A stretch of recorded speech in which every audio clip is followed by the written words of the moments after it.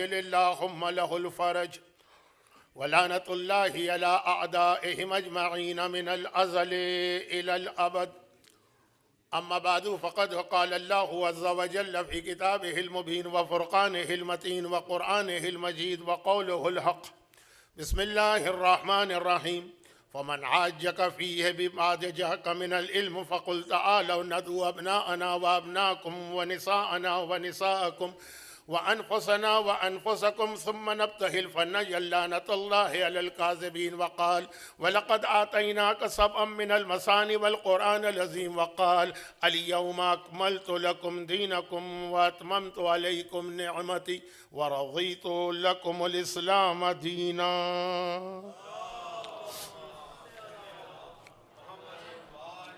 الحمد لله الذي جعلنا من المتمسكين بولاية علي بن أبي طالب والأئمة الطاهرين عليهم السلام.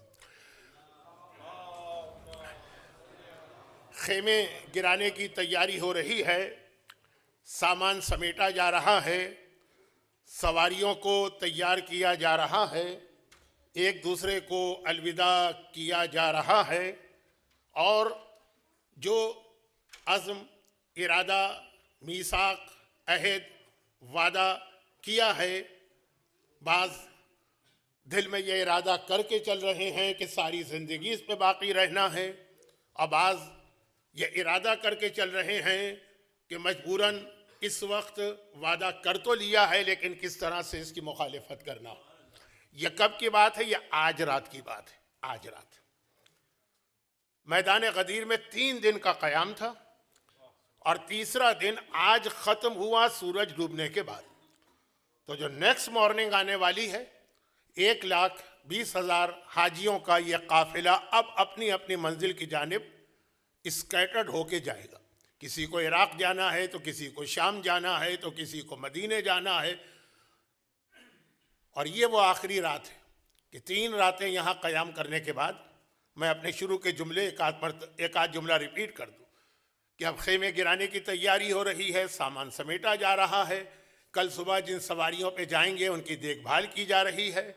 اور اس میدان میں جو آج سورج ڈوبنے سے پہلے تک ایک آخری آدمی نے بیعت کی تھی. سلسلہ شروع ہوا تھا غدیر کے دن زوال کے بعد، ظہرین کی نماز پیغمبر نے پڑھائی، پھر وہ خیمہ لگایا، اور وہاں سے جو بیعت کا سلسلہ شروع ہوا تو وہ آج 20 ذی الحجہ کے سورج ڈوبنے سے کچھ پہلے جا کے مکمل ہوا. اور اب اس کے بعد جیسا کہ میں نے کہا کہ دل میں 2 قسم کے ارادے کر کے لوگ چلے. گرچہ اللہ کے رسول نے بہت واضح طور پر تنبیہ کر دی تھی اور وارننگ دے دی تھی اپنے خطبہ غدیر میں کہ یاد رکھو کہ اللہ نے جہنم کا سب سے نچلا طبقہ اصحاب صحیفہ کے لیے بنایا. اب دیکھیے اس وقت اتنے سارے بچے میرے سامنے بیٹھے ہیں کہ میں اپنی یہ اردو کس طرح سے آسان کروں کہ ان کی سمجھ میں آ جائے.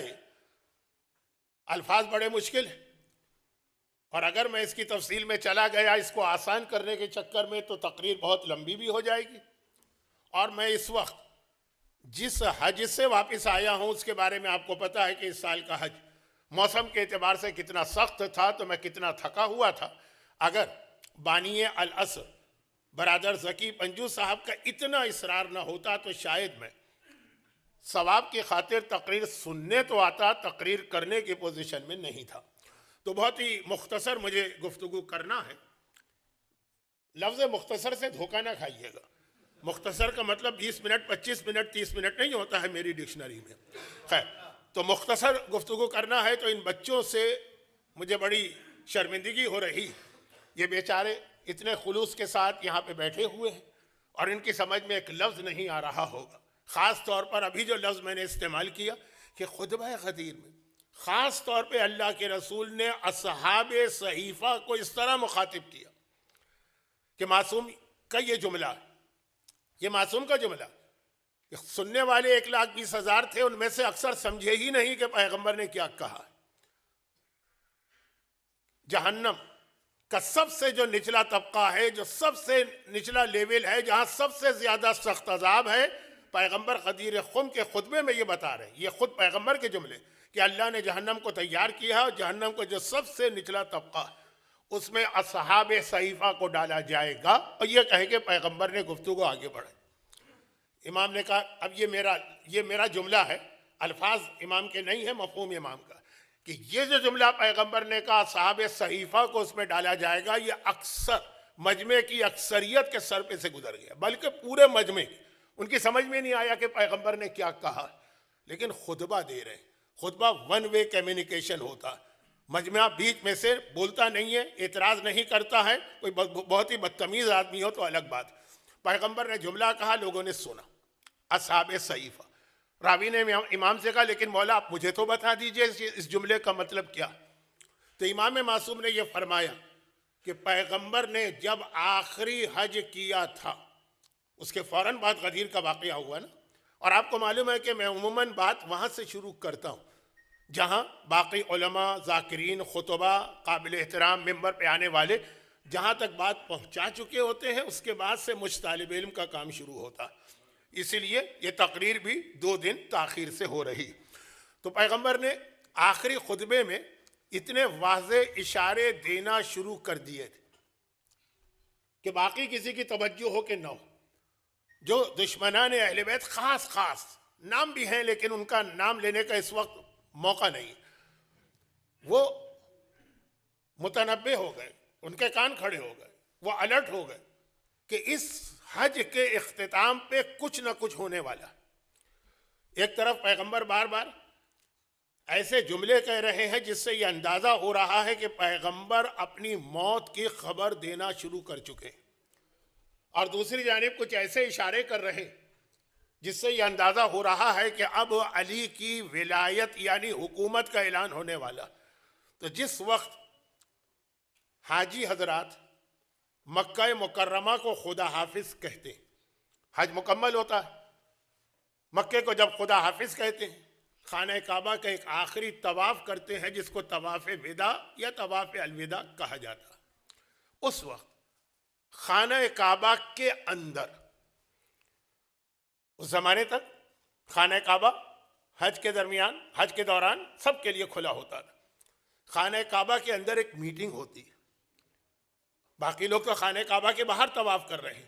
ہمارے یہاں ایک جو مسئلہ مشہور بھی ہے، اگرچہ غلط مشہور ہے، لیکن بہرحال کراہیت والا پہلو بعض علماء نے لکھا کہ خانہ کعبہ کے اندر نماز پڑھنا جائز نہیں، یہ مشہور ہے، غلط ہے۔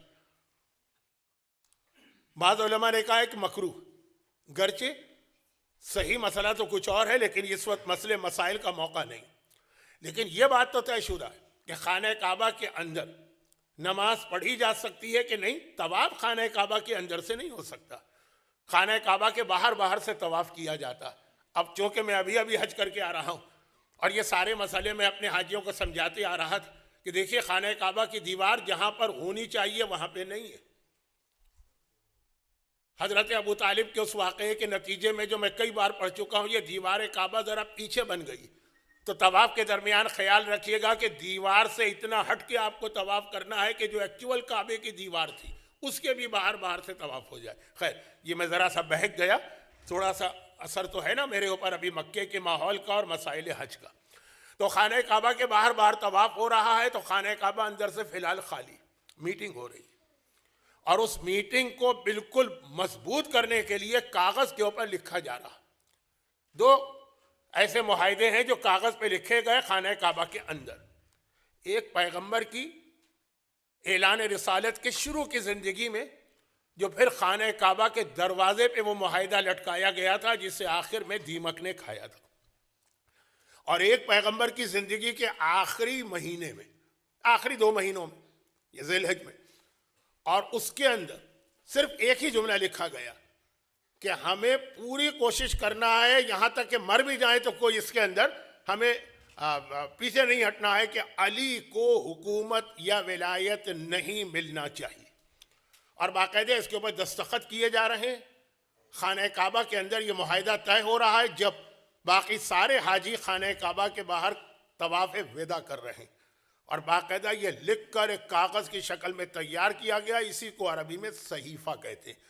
صحیفہ کتاب کو بھی کہتے ہیں، صحیفہ اس کاغذ کو بھی کہتے ہیں۔ کسی کو پتہ نہیں چلا کیا ہوا۔ غدیر خم میں پیغمبر اعلان کر رہے ہیں، خطبے کا ایک ٹکڑا ہی، خطبہ تو بہت بڑا ہے، شاید آپ میں سے کسی نے زندگی میں کبھی پورا خطبہ پڑھا بھی نہ ہو، پڑھنا چاہیے، لیکن بہرحال جو اس کا اصل پیغام ہے وہ تو ہر ایک کو معلوم، لیکن اس میں اور بھی بہت سی باتیں ہیں، اہم باتیں ہیں، ان میں سے یہ تھی۔ پیغمبر نے کہا جہنم کا آخری طبقہ جو سخت ترین عذاب ہے، یہ اللہ نے اصحاب صحیفہ کے لیے رکھا، نمرود و فرعون و شداد کے لیے بھی نہیں، اصحاب صحیفہ کے لیے۔ اور یہ کہے کہ پیغمبر آگے بڑھ گئے، امام نے کہا کسی کی سمجھ میں نہیں آیا پیغمبر نے کیا کہا ہے، لیکن جو اصحاب صحیفہ تھے ان کی سمجھ میں آ گیا۔ اب یہ جو خطبہ غدیر پیغمبر اشارہ کر رہے ہیں، اس تک جانے سے پہلے میں اپنی ایک مجبوری آپ کے سامنے پیش کر دوں کہ بہت مختصر وقت میں مجھے بہت ساری چیزوں کو بیان کرنا، کیونکہ یہ جو 10 دن ہیں 14 سے 24 یا 25 ذی الحجہ کے بہت اہم دن، ان میں صرف ایک ہی بہت ہی غیر معتبر روایت ہے، وہ جناب مسلم ابن عقیل کے بیٹوں کی شہادت کی۔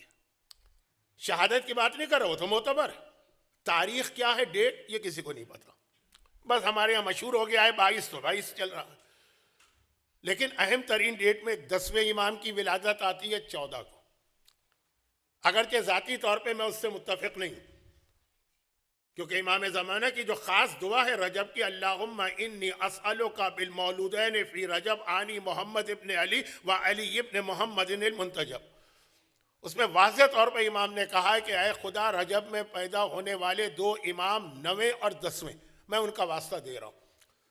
تو ہمارے زیادہ علماء کا رجحان یہی ہے کہ 10ویں امام رجب میں پیدا ہوئے، مگر جو کیلنڈر میلبرن میں رائج ہو گیا، اور میرا اپنا ایک طریقہ ہے کہ اگر عقیدے یا واجبات کے خلاف کوئی بات ہو تو اس کے بارے میں زبان کھولو، لیکن اگر کوئی عقیدے کا مسئلہ نہیں ہے، واجبات و حرام کا مسئلہ نہیں ہے، ایک تاریخی چیز ہے، اس میں ایسی بات نہ کہو کہ بلا وجہ قوم میں اختلاف پیدا ہو، انتشار پیدا ہو، ایک سے زیادہ تاریخ ہو۔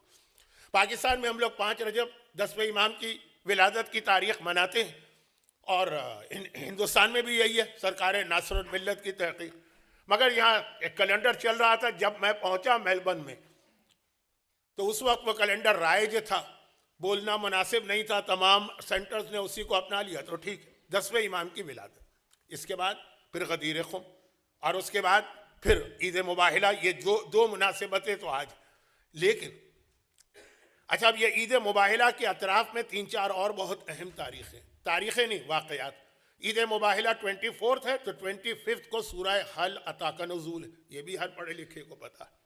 خود مباہلہ 24 ہے، لیکن اسی 24 کو مباہلہ سے کئی سال پہلے مولائے متقیان نے حالت رکوع میں انگوٹھی کی زکوٰۃ دے کر پورے عالم اسلام کو ایک جملہ لکھنے پہ مجبور کر دیا کہ علی کائنات کے واحد انسان ہیں جنہوں نے ایک ہی عبادت میں جسمانی عبادت بھی انجام دی، نماز، اور مالی عبادت بھی انجام دی، یعنی زکوٰۃ۔ عبادت کی 2 قسمیں ہیں، علی نے دونوں کو اپنے ایک عمل میں جمع کر دیا۔ یہ عالم اسلام کا مشہور فقرہ ہے جو ہمارے ہاں ذرا کم پڑھا جاتا ہے، لیکن ہے، وہ 24 ذی الحجہ تھی، اور مباہلے کی وجہ سے ہر ایک کو پتا کہ شب 24 یعنی اس سے ایک رات پہلے حدیث کسا کا نزول ہوا، پیغمبر نے اہل بیت کو جمع کیا اسی مباہلے کی تیاری کے لیے، اور حدیث کسا ہمارے سامنے آئی، اور خالی حدیث کسا ہی سامنے نہیں آئی بلکہ وہ رات آیت تطہیر کے نازل ہونے کی رات بھی ہے۔ آیت تطہیر سورہ احزاب کا حصہ ہے، سورہ احزاب نازل ہوا تھا جنگ خندق کے موقع پر، جو مباہلے کے واقعے سے 6 سال پہلے کی بات ہے یا 5 سال پہلے کی۔ آیت تطہیر دوبارہ نازل ہوئی اس رات کو ایک فرق کے ساتھ، وہ ابھی میں بیان کروں گا۔ جو پہلی دفعہ آیت تطہیر نازل ہوئی اور جو دوسری دفعہ آیت تطہیر نازل ہوئی، ایک فرق کے ساتھ نازل ہوئی ہے، لیکن یہ ساری مناسبتیں، اور ان مناسبتوں کے درمیان شہادت تو صرف ایک میثم تمار کی آتی، ان مناسبتوں کے درمیان ایک اور بہت اہم مناسبت، اور وہ ہے جو ہمارے یہاں بہت کم ذکر کیا جاتا ہے، میں بھی اس کا ذکر نہیں کرنا چاہ رہا تھا، لیکن یہ اتنی اہم ایک مناسبت ہے کہ میں ذکر کرنے پہ مجبور ہوں، وہ ہے ہمارے 7ویں امام کی ولادت۔ اچھا، زیادہ تر مشہور یہ کہ 7ویں امام ماہ صفر میں پیدا ہوئے، بلکہ بعض علماء نے تو لکھا بھی ہے کہ سفر کی 7 تاریخ کو 7th of سفر، مشہور یہی ایام اعضا میں ایک ہی ولادت آتی۔ اب بعض ایسے لوگ بھی، ایک بہت بڑا اس کے اوپر ایشو بن بھی چکا ہے انگلینڈ میں، کہ بعض ایسے لوگ بھی ہیں کہ 7 سفر کو اس وجہ سے باقاعدہ جشن، پراپر جشن مناتے ہیں ایام اعضا کے درمیان 7 سفر۔ شاید آپ کے علم میں ہو کہ ہمارے مراجع مثل آغا سیستانی یا دیگر مراجع، پورے عراق اور ایران میں 7 سفر امام حسن کی شہادت منائی جاتی ہے اور اس دن جشن۔ لیکن میری اپنی تحقیق ہے، اب میں پرسنل بات کر رہا ہوں، اسی لیے میں نے کہا نا کہ میں کیلنڈرز کو چھیڑنا نہیں چاہتا ہوں، لیکن چونکہ 7ویں امام کی ولادت کی تاریخ ایام اعضا میں آنے کی بنا پہ وہ خوشی نہیں منائی جاتی ہے۔ میری تحقیق یہ ہے کہ 7ویں امام بھی اسی ذی الحجہ کے مہینے کی 20 تاریخ کو پیدا ہوئے۔ تو ایک ایک جملہ 10ویں اور 7ویں امام کے حوالے سے کہہ کر کہ دل نہیں مان رہا کہ 2 اتنے بڑے معصوم، یعنی ہر معصوم بڑا ہے، لیکن 2 ایسی بڑی تاریخیں آئیں اور ایک جملہ بھی میں نہ کہوں۔ ہاں، اس کے بعد میں اپنے اصل موضوع پر آ جاؤں گا، اور وہ یہ ہے کہ میرا اپنا جو اندازہ ہے کہ 20 ذی الحجہ 7ویں امام کی ولادت، گرچہ تمام کیلنڈرز میں جو انڈیا پاکستان میں رائج ہے 7th of سفر ملے۔ اچھا، یہ بھی لکھا ہے، اور اسی وجہ سے میں کہہ رہا ہوں کہ میرا رجحان ذی الحجہ کی طرف۔ 7ویں امام کی والدہ ام حمیدہ، کس عظیم شخصیت کا میں نے نام لے دیا، جس طرح سے چھٹے امام نے اپنے ان بیوی کی تعریف کی، وہ پوری تقریر کا رخ ہی بدل جائے گا۔ میں اکثر 25 رجب جب شہادت پڑھتا ہوں 7ویں امام کی، اس میں ذکر کرتا ہوں۔ تو خیر، چھٹے امام حج پہ گئے، اپنی بیوی کو لے کے گئے، اس وقت جناب ام حمیدہ حاملہ تھیں۔ ایک زمانے میں تو بہت زیادہ یہ مسئلہ بتانا پڑتا تھا جب یہ اعتراض ہوتا تھا کہ عورتوں پر حج نہیں ہے، یہ آپ کہاں سے ایک نئی بدعت اسلام میں لے کے آ گئے؟ کیا معصومین کے خاندان میں کسی عورت نے حج کیا؟ پہلا حج تو خود شہزادی کونین نے کیا تھا، پھر ام حمیدہ کا تو حج ایسا تھا جس بہانے سے ہمارے انڈیا پاکستان میں بہت سی عورتیں حج نہیں کرتی تھی کہ پریگننسی، وہاں بالکل آخری ویک تھے، امام لے کر گئے، اسی میں وہ واقعہ پیش آیا کہ ام حمیدہ نے الٹے ہاتھ سے حجر اسود کو بوسہ دیا، اور کسی نے اعتراض کیا تو ام حمیدہ نے ڈانٹ دیا، تم ہم خاندان اہل بیت کو دین سکھانے آئے ہو۔ وہ بہت لمبے لمبے واقعات ہیں، ٹائم بالکل نہیں ہے، میں تو صرف اس ثواب میں شریک ہونا چاہتا ہوں کہ 7ویں امام کی ولادت کے لیے 2 جملے۔ واپسی میں، حج سے واپسی میں، یہاں پہ ساری تاریخیں متفق ہیں، اس میں کوئی اختلاف نہیں، ڈیٹس کا اختلاف ہے، واقعے کا کوئی اختلاف نہیں، کہ ابھی امام مکے سے مدینے جا رہے ہیں، ابھی راستے میں ہیں، ابوا پر قافلہ رکا اور وہیں پہ پھر 7ویں امام کی ولادت ہوئی۔ وہ چھٹے امام لوگوں کے ساتھ بیٹھے ہیں اپنے خیمے میں کہ کنیز آتی ہے اور کہتی ہے کہ ام حمیدہ نے آپ کو بلایا، اور امام گئے اور ام حمیدہ نے اپنی کیفیت بتائی اور ولادت ہوئی۔ بہت لمبا واقعہ، چونکہ 7 سفر ہمارے یہاں ولادت کا جشن نہیں ہوتا ہے، ہونا بھی نہیں چاہیے جشن، اس لیے یہ واقعہ پڑھنے کا موقع نہیں ملتا، اور میں پڑھ بھی نہیں رہا ہوں، میرے پاس وقت نہیں ہے، میرے پاس تو ابھی غدیر و مباہلہ جیسے بہت بڑے بڑے موضوعات ہیں، لیکن یہ جملے۔ تو پھر 7ویں امام خیمے میں گئے، واپس آئے کہ اللہ نے مجھے بیٹا دیا، ابوا۔ ابوا کہاں ہے؟ ابوا مکے اور مدینے کے درمیان، جہاں پہ جناب آمنہ کی قبر بتائی جاتی۔ یہ میں نے لفظ اس لیے کہا کہ جناب آمنہ کا انتقال ابوا میں ہوا، قبر کہاں، اس میں اختلاف، آدھے علماء کہتے ہیں وہی ہے، آدھے کہتے ہیں مکے کی جنت المعلیٰ میں، جو اصل میں جنت المالا ہے، ابھی ہم لوگ زیارت کر کے آئیں۔ خیر، اب یہ جو جگہ ہے مکے اور مدینے کے درمیان، تو پہلا سوال یہ ہے کہ کیا حج کے بعد چھٹے امام بغیر کسی وجہ کے مکے میں 2 مہینے ایکسٹرا قیام کر رہے ہیں؟ جبکہ امام ہی کی ایک حدیث ہے جو ہم اپنے حاجیوں کو اکثر سناتے ہیں کہ امام فرماتے ہیں کہ حج سے جتنا پہلے مکہ پہنچ جاؤ اچھا ہے، حج ختم ہوتے ہی کوشش کرنا کہ جتنا جلدی مکے کو چھوڑ دو وہ اچھا ہے۔ کہا مولا کیوں؟ کہا حج کے بعد تمہارا دل مکے میں لگے گا نہیں اور تم مکے کی بے احترامی کا سبب بنو گے۔ میں اگر کوئی مومن کہہ دے مولانا آپ تو بور ہو گئے، مکے کے حوالے سے یہ کہیں، اگرچہ ہمارے یہاں کعبہ اور مکے کی توہین ایک عام سی چیز بن گئی ہے، جب بلا وجہ، اچھا ہم لوگوں کو پتہ نہیں کیا ایک شوق ہوا ایسی دو چیزیں جن میں کوئی ٹکراؤ ہی نہیں ہے، اس کے درمیان زبردستی ٹکراؤ پیدا کرتے ہیں. اور ٹکراؤ کس طرح پیدا کرتے ہیں کہ جیسے ان میں سے ایک اچھی ہے اور ایک بری. بعض اوقات نماز اور عزاداری کے اندر ٹکراؤ پیدا کرنے کی کوشش کی جاتی ہے، بعض اوقات کربلا اور کعبے میں ٹکراؤ کی کوشش کی جاتی ہے. تو اس حوالے سے بعض اوقات بڑے توہین آمیز جملے ہیں، لیکن اتنا کہہ دینا کہ مولانا مکے میں دل نہیں لگ رہا، بوریت ہو رہی. امام کہتے ہیں یہ جملہ بھی شان کعبہ اور شان مکہ کے خلاف ہے، اس سے بہتر ہے تو مکہ چھوڑ دو جتنے جلدی ہو سکے، مکے کو حج کے بعد، حج سے پہلے نہیں. اور واقعاً یہ میرا تجربہ، اور شاید انڈیا اور پاکستان میں مکے کے حوالے سے سب سے زیادہ تجربہ میں ہی رکھتا ہوں فی الحال. ابھی ایک آدھ سال میں مرا جاؤں گا تو پھر دوسرے لوگ آئیں گے. حج سے جتنا پہلے بھی پہنچ جائے مکے میں دل لگا رہتا ہے، اور حج کے بعد ایک ایک دن گزارنا مشکل ہو جاتا ہے. تو آپ امام یہ ایک عام نصیحت کر رہے ہیں، اور خود 2 مہینے بغیر کسی وجہ کے، کوئی وجہ ہو تو ٹھیک ہے، مکے میں ٹھہرے. اچھا زندگی میں ایک ہی حج کسی نے کیا ہو تب بھی سمجھ میں آتا ہے کہ دل چاہتا ہے اور ٹھہرو. امام تو ہر سال حج پہ آتے ہیں. تو اگر امام حج کے فوراً بعد مکے سے نکلیں گے تو 20 ذی الحجہ کو مقام ابوا میں پہنچیں گے. مقام ابوا غدیر خم سے 1 دن اور آگے. پیغمبر حج کے فوراً بعد مکے سے نکلے، 18 کو غدیر میں پہنچے، اور اگر مزید آگے بڑھتے تو 19 کو ابوا میں پہنچتے. تو وہ جو ڈیٹ کی میچنگ بن رہی ہے حج کے بعد، وہ ماہ سفر سے نہیں بن رہی، وہ بن رہی ہے ماہ ذی الحجہ کی 20 تاریخ سے. 19 کو پہنچے، وہاں اسٹے کیا، 20 کی صبح کو وہاں پہ 7ویں امام کی ولادت ہوئی. اور اس ولادت کو چھٹے امام نے اس طریقے سے منایا، اس طریقے سے. بس یہ آخری میرا جملہ کہ جس سے یہ اندازہ ہو رہا ہے کہ کوئی خاص وجہ تھی کہ کسی اور معصوم کی ولادت، پنجتن کو چھوڑ کر. پنجتن کی بات ہی کچھ اور ہے، وہ تو سب رسول اللہ کے زمانے میں ہوا، اس کے بعد کسی امام کی ولادت اس طرح نہیں منائی. وہ کیا کہ پھر امام 20 تاریخ کو ولادت ابوا میں ہوئی، بالکل حج کی ڈیٹ سے میچ ہو رہا ہے، غدیر خم سے بھی میچ ہو رہا ہے. 18 کو غدیر، 19 کو ابوا، 20 کو ولادت. پھر سیدھا امام مدینے پہنچے. مدینے پہنچنے کے بعد امام نے ولیمہ کیا. اب اسلام میں 5 ولیمے مستحب ہیں، یا 2 ولیمے جمع ہو گئے تھے، حج کا ولیمہ اور بیٹے کی ولادت کا ولیمہ. دونوں بہت اہم ہیں اسلام میں، حج کا ولیمہ بھی اور بیٹے کی ولادت کا ولیمہ بھی. اب ایک راوی کہتا ہے، نام ہے اس کا منہال. ایک منہال وہ ہیں جو چوتھے امام کے زمانے میں مختار کے واقعے میں، وہ نہیں، منہال قصاب. تو یہ بھی مکے میں حج کرنے کے بعد مدینے کی زیارت کے لیے آئے.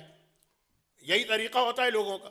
مدینے آئے، جب پہنچے مدینے میں تو کہتے ہیں کہ مجھے پتا چلا کہ امام نے اعلان کیا ہے کہ چونکہ میرے یہاں بیٹا پیدا ہوا ہے تو اب یہ 3 دن تک پورے مدینے کو میں کھانا کھلاؤں گا. اور 7ویں امام کی ولادت کے موقع پر خاص اہتمام کے ساتھ امام نے پورے مدینے اور مدینے میں آنے والے جتنے زائرین، حج کے بعد مدینے میں بہت رش ہوتا ہے، صرف مدینے والے نہیں ہوتے جو زیارت کے لیے آئیں، 3 دن اس طرح کھانا کھلائے. کہ منہال کا اپنا جملہ ہے. اچھا منہال پیشے کے اعتبار سے تو آپ سمجھ گئے نا کہ قصائی ہے. تو عموماً یہ ہوتا ہے نا کہ جیسے باورچی ہے، وہ دوسروں کو کھانا کھلاتا ہے، خود اس کا دل جو ہے نا کھانے سے ہٹ جاتا ہے، اس کو اتنا مزہ نہیں آتا. منہال کہتے ہیں کہ وہ ایسا کھانا ہوتا تھا کہ میں امام کے گھر میں جاتا تھا. آج بھی جو لوگ 5 اسٹار ہوٹلز میں ٹھہرتے ہیں جہاں صبح کا بریک فاسٹ فری ہوتا ہے نا، وہ اسی پالیسی پہ عمل کرتے ہیں. لیکن یہ باقاعدہ آپ کو کتابوں میں منہال کی روایت ملے گی. میں اتنا کھاتا تھا، اتنا کھاتا تھا، اتنا کھاتا تھا کہ 24 گھنٹے پھر مجھے کسی اور کھانے کی ضرورت پیش نہ آئے. جو بریک فاسٹ فری ہوتا ہے نا، لوگ اتنا کھاتے ہیں کہ لنچ پھر جو ہے نا اسکپ ہو جائے، اتنے پیسے بچ جائیں ہمارے. خیر، تو منہال کہہ رہے ہیں ان کا جملہ کہ 3 دن تک اتنا کھاتا تھا اس دعوت میں جا کر کہ 24 گھنٹے تک مزید کھانے کی ضرورت نہیں پڑتی تھی. پھر بھوک لگتی تھی، پھر پہنچ جاتا تھا، پھر اتنا کھاتا تھا، اتنا کھاتا تھا، اتنا کھاتا تھا، پھر مزید 24 گھنٹے. اور کہتے ہیں کہ کھاتے کھاتے اتنا تھک جاتا تھا کہ مجھ سے اٹھا بھی نہیں جاتا تھا. باقاعدہ میں تکیہ منگوا کر اس کے سہارے لیٹا رہتا تھا، پھر ہمت کر کے اٹھتا تھا.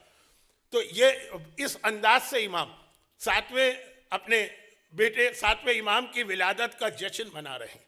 اچھا، اب یہ تو ولادت کی تاریخ اور میرے اعتبار سے معتبر تاریخ، اس لیے میں نے چند جملے کہے اور اس میں صرف ایک آخری جملہ کہہ کر میں آتا ہوں غدیر پر.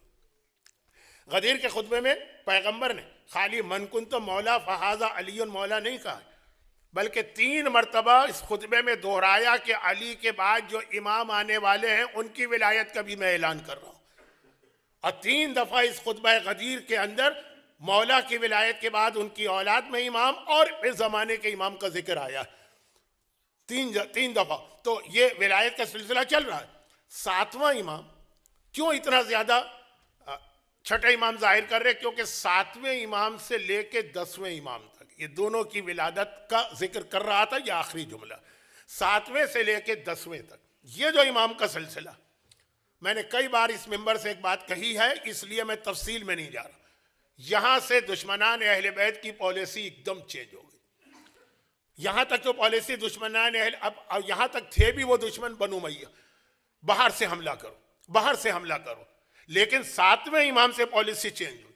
اب کہا خاندان کے افراد کو خرید کر خاندان کے افراد کے ذریعے سے امامت پہ حملہ ہوگا. اگر آپ کو پہلے 6 اماموں میں دشمنان اہل بیت کی لسٹ اگر آپ بنائیں گے تو وہ نظر آئیں گے جو سب باہر کے. تو 7ویں سے آپ لسٹ بنانا شروع کیجئے دشمنان اہل بیت کی 10ویں امام تک. شہزادی کونین نے اپنے اس خطبے میں جو فدق کا خطبہ ایک جملہ کہا تھا، اور وہ یہ تھا کہ ہماری امامت کو مانو، امامتنا امانا من الفرقہ. ہماری امامت کو مانو، ہماری امامت تمہیں تفرقے بازی سے، ٹکڑے ٹکڑے ہونے سے، فرقت سے، افتراق سے دور کرے گی، امانن تمہیں امان دے گی. یعنی امامت کا سب سے بڑا کام یہ ہے کہ ان کے ماننے والوں میں کسی قسم کا اختلاف نہ ہو. علمی اختلاف اپنی جگہ لیکن کوئی اختلاف نہ ہونے پائے. امامت ایک پلیٹ فارم پر سب کو جمع کرنے کا نام. تو اب جہاں پر امامت ہوگی وہاں اختلاف نہیں ہوگا. جہاں پہ اختلاف نظر آ رہا ہے اس کا مطلب یہ ابھی وہاں صحیح امامت نہیں آئی. اس سے میں آپ کو غدیر تک لے جانا چاہ رہا ہوں، جملہ مکمل ہو. تو 7ویں سے 10ویں کا زمانہ بہت ہی اس اعتبار سے خطرناک زمانہ کہ اب امام کی مخالفت میں آوازیں امام کے بھائیوں کی طرف سے اٹھ رہی ہیں، امام کی بہنوں کی طرف سے اٹھ رہی ہیں، امام کے بھتیجوں کی جانب سے اٹھ رہی ہیں، امام کے بھانجوں کی جانب سے اٹھ رہی ہیں. 7ویں امام کی سب سے بڑی مخالفت کس نے کی؟ ان کے اپنے بڑے بھائی نے. 7ویں امام کو زہر دینے کا سبب کون بنا؟ ان کا اپنا بھتیجا. اور یہ سلسلہ 8ویں تک پہنچا، یہ سلسلہ 9ویں تک پہنچا، یہ سلسلہ 10ویں تک پہنچا. تو یہ امامت کا بہت اہم حصہ ہے جس کو ہمیں سمجھنا ہے. غدیر کے اعلان کی مخالفت فقط غیروں نے نہیں کی، اپنوں نے بھی کی ہے. اور اپنوں کی بات جہاں آ رہی ہے تو میں اب ایک دم جمپ لگا کر آج کے 21 سینچری میں آنا چاہتا ہوں. آئیے چلیں پھر پہلے سلسلہ وہیں سے جوڑیں. غدیر کے حوالے سے ایک میرا نقطہ بہت پرانا ہے اور اب بہت لوگ اس کو ریپیٹ کرتے ہیں. غدیر کس چیز کا نام؟ غدیر حفاظت دین کا نام ہے. دیکھیے کوئی پروجیکٹ بنانا جو ہے وہ بھی آسان چیز نہیں، لیکن جب بن جائے اس سے زیادہ اہم ہوتی ہے اس کی حفاظت و پروٹیکشن. کوئی بھی ہو، مثلا اولاد ہوگی، نہیں ہو رہی اولاد، آپ نے دعائیں کی، علاج کیا، سب کچھ کیا، ہوگی، لیکن اب اس کی حفاظت بھی ضروری. یہ نہیں ہے کہ پیدا کر دیا آپ نے، کب تو ہو ہی گیا یہ پیدا تو اب تو مرے گا ہی نہیں. اس کی حفاظت. اسی طریقے سے کوئی بلڈنگ بنائی آپ نے، اس کی حفاظت، پروٹیکشن. اور جب کہ اللہ کے سامنے، اب یہ جملہ توہین خدا ہے، میں توہین خدا کرنے جا رہا ہوں محاورتاً. آدم سے لے کے پیغمبر تک کی پوری تاریخ ہے اللہ کے سامنے کہ ہر نبی نے دین پہنچایا لیکن نبی کے بعد دین ضائع ہو گئے. اب یہ آخری دین ہے، اس کے بعد تو کوئی، لیکن وہاں ایک اطمینان ہے کہ اگر آدم کے بعد دین ضائع ہو تو نوح بچا لیں گے، نوح کے بعد ضائع ہو تو ابراہیم بچا لیں گے، ابراہیم کے بعد ضائع ہو تو موسیٰ بچا لیں گے، موسیٰ کے بعد ضائع ہو تو عیسیٰ بچا لیں گے، عیسیٰ کے بعد ضائع ہو تو محمد آ جائیں گے. لیکن ان کے بعد کون آ رہا ہے؟ کوئی نہیں آ رہا. اب اگر دین ضائع ہو گیا تو قیامت تک انسانیت بھٹکی رہے گی. چنانچہ جتنا اہم دین پہنچانا اس سے زیادہ اہم اس دین کو بچانا. اور یہ مسئلہ ہماری اور آپ کی انفرادی عبادت کے لیے بھی.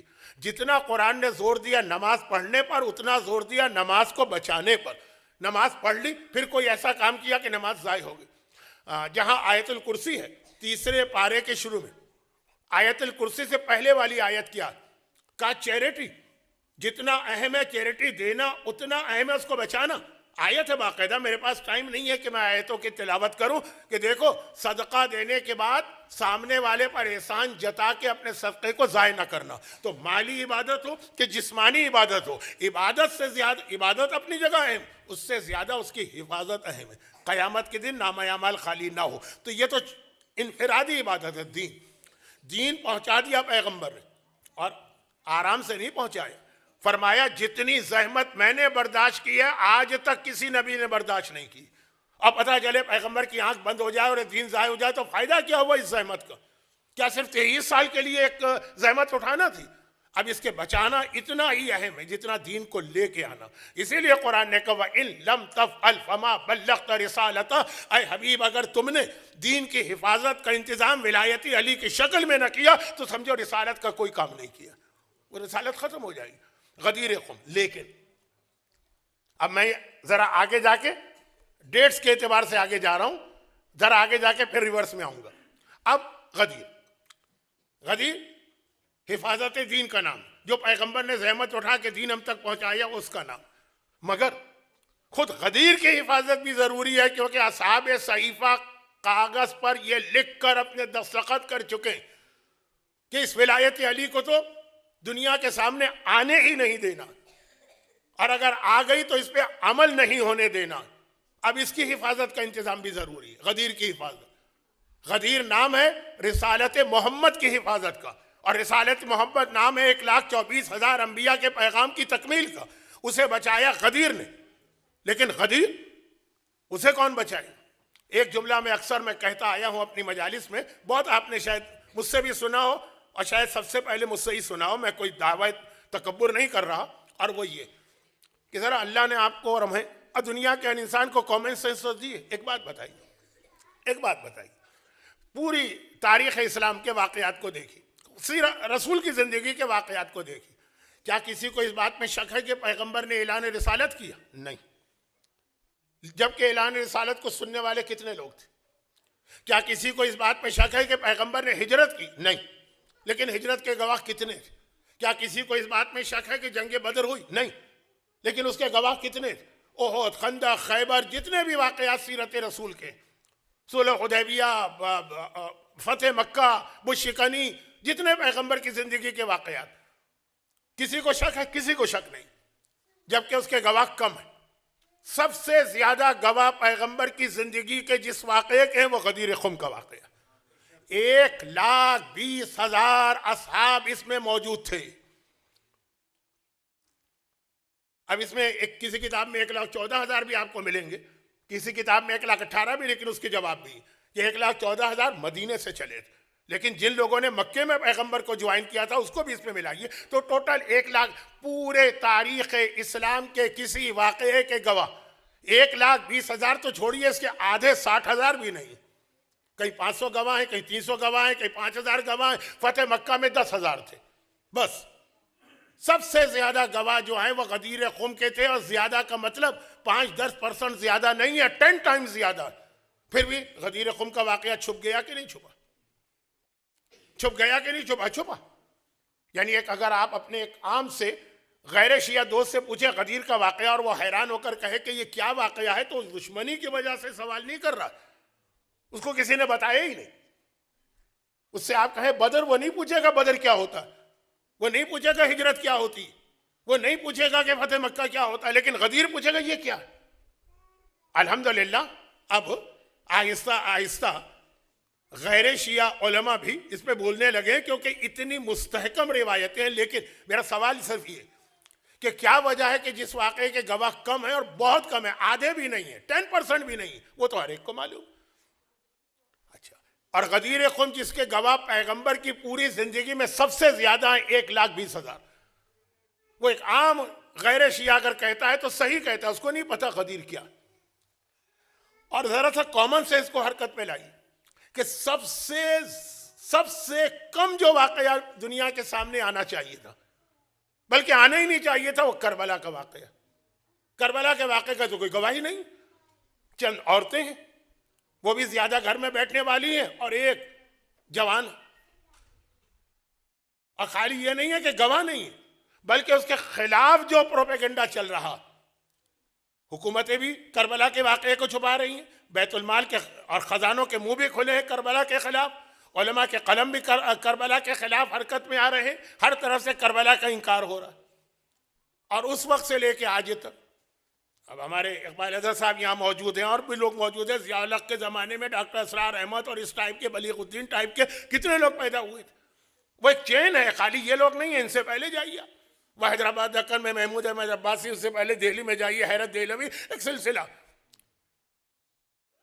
قلم خلاف، ممبر خلاف، بیت المال کے خزانے کھلے، حکومت خلاف، پھر بھی کربلا کا انکار کوئی نہیں کر سکا، اور یہ سارے پروپیگنڈے فیل ہو گئے۔ کربلا آج بھی ہر شخص جانتا، ایک عام سے ہندوستان اور پاکستان کے دیہات میں بیٹھنے والے سے بھی جا کے بات کیجئے کربلا کی بات اور یزید، یہ ہر ایک کو معلوم، جس کا کوئی گواہ نہیں ہے اس کو ہر ایک جانتا ہے، جس کے 1,20,000 گواہ ہیں اس کو عام مسلمان بھول گئے۔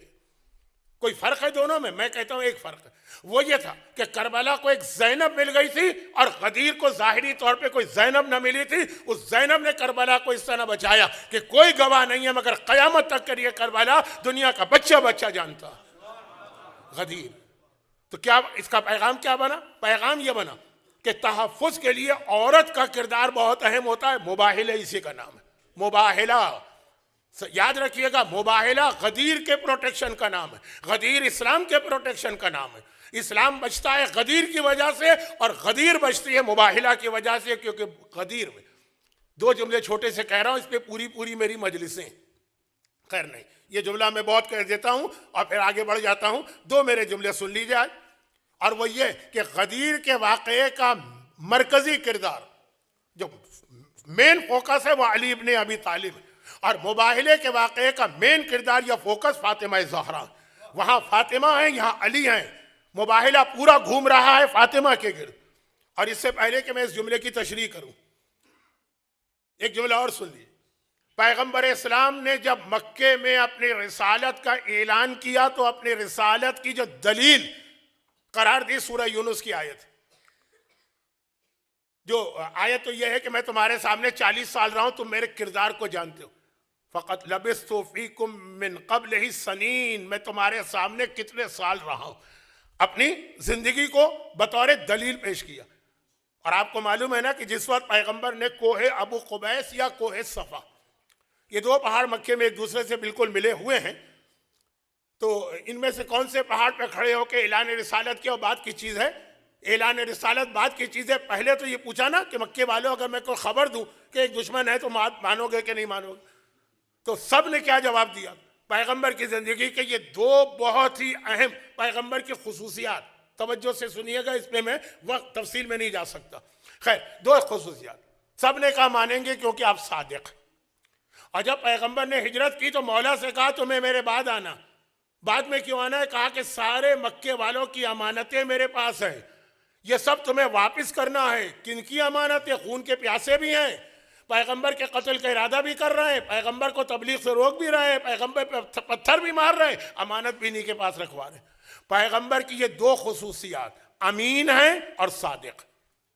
اچھا، ان دونوں کو آپ جمع کریں تو اسی کا نام بن جاتا ہے اسلام کی ٹرمینالوجی میں معصوم۔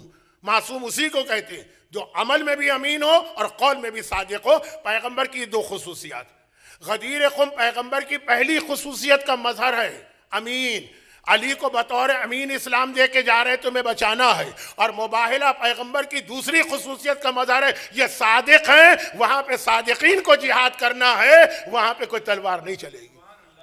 علی اور فاطمہ میں تقسیم کر دی اپنے دو خصوصیات، میں امین ہوں، علی تمہیں امین بنا کے جا رہا ہوں، میں صادق ہوں، زہرا تمہاری سچائی میں شک نہیں، مباہلے میں تمہیں میرے ساتھ چلنا ہے، میرے ساتھ نہیں چلنا ہے، مرکزی کردار تمہیں انجام دینا۔ تو پیغمبر کی زندگی کی یہ دو خصوصیات، یہ جو بہت بظاہر آپ کو بہت چھوٹی سی باتیں لگ رہی ہیں، اس لیے کہ میرا وہ انداز نہیں ہے جس سے مجمع ذرا جوش میں آئے، میں چاہتا ہوں ذرا ان باتوں پہ غور کریں۔ تو اب یہ دو بہت اہم واقعات جو بہت ایک دوسرے کے قریب پیش آئے، غدیر، علی ہے مرکزی کردار، مباہلہ فاطمہ ہے مرکزی کردار۔ غدیر پیغمبر امین ہے، یہ اس کی وراثت غدیر میں علی کو ملی ہے۔ مباہلہ پیغمبر صادق ہیں، یہ اس کی وراثت فاطمہ زہرا اور پنجتن کو ملی ہے۔ فَنَجَلْ لَعْنَةَ اللَّهِ عَلَى الْكَاذِبِينَ، وہاں کاذب و صادق کا جھگڑا تھا۔ اب یہ مباہلہ اور یہ وہ، اب یہ ایک بات اور سن لیجیے، اور وہ یہ کہ 1400 سال سے دنیا اسلام پر ایک اعتراض کرتی آ رہی، مباہلہ اس اعتراض کا جواب، خاص طور پر 21 سینچری میں یہ اعتراض بہت بڑھ گیا۔ 500 سال پہلے بھی یہ اعتراض بہت زیادہ، پھر دب گیا جب مسلمان غلام بن گئے نا، تو پھر اتنا نہیں رہا، پھر آگے مباہلہ اس کا جواب۔ اور وہ اعتراض کیا کر رہے ہیں؟ اور وتھ ڈیو رسپیکٹ ایک جملہ میں کہنا چاہتا ہوں، وہ یہ ہے کہ ہم بھی آل محمد کے چاہنے والے بھی مولا علی کی جو تصویر پیش کرتے ہیں اس میں زیادہ زور جن باتوں پر ہوتا اس سے دشمن کے اس اعتراض کو تقویت ملتی ہے۔ گرچہ اصل میں تو یہ اعتراض علی کے بعد والوں کی وجہ سے ہے، لیکن ہم جس طرح سے ذکر کرتے ہیں علی بھی ذرا سی اس کے لپیٹ میں آ جاتے ہیں۔ یہ میں اس لیے کہہ رہا ہوں کہ ایک ایئر ٹریول میں میرے ہاتھ میں ایک کتاب تھی بچوں کی دینیات کی، کسی ادارے نے چھاپی تھی، میں نام نہیں لینا چاہتا، اور مجھے انہوں نے وہ کتاب دیا اور کہا کہ مولانا آپ یہ کتاب ذرا چیک کر لیجیے۔ لمبی فلائٹ 12-14 گھنٹے تو لگتا ہی ہے نا کراچی سے کینیڈا جانے میں، اس وقت کی بات ہے جب میں پاکستان میں تھا۔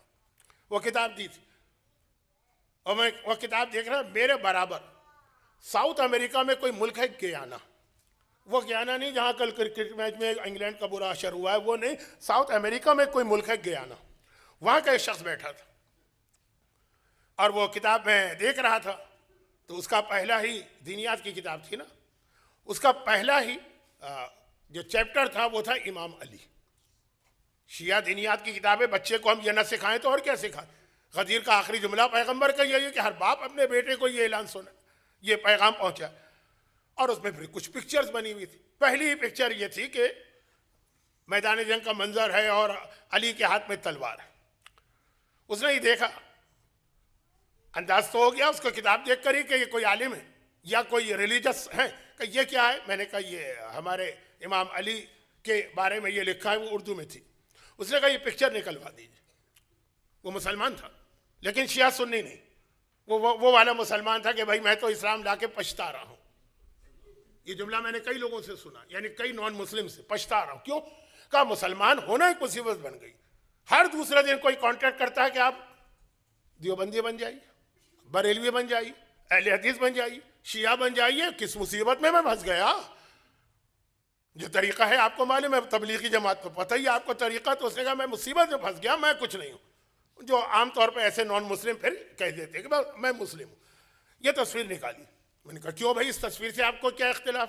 کہ آپ کو نہیں پتا کہ ہم لوگوں میں، گورا تھا نا، کتنا یہ مشہور ہے کہ اسلام تلوار سے پھیلا ہے۔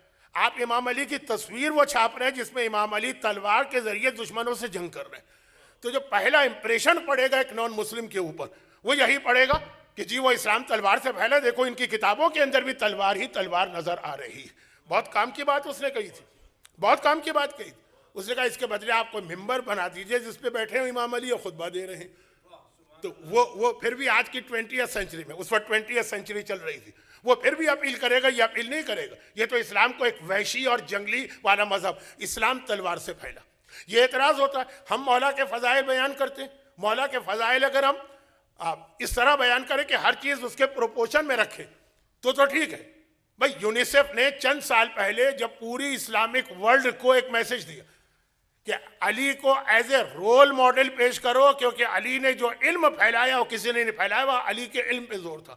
ہمارے یہاں بدر، احد، خندق، خیبر، میں یہ نہیں کہہ رہا ہوں کہ دشمنوں کے ڈر سے ہم مولا کے اتنے بڑے بڑے فضائل چھپا لیں، بیان کریں، مگر ان کے ساتھ جو علی کے دوسرے فضائل ہیں وہ بھی اسی نسبت سے بیان کریں تاکہ یہ پتہ چلے کہ خالی تلوار چلانا اسلام نہیں ہے اور مباہلہ۔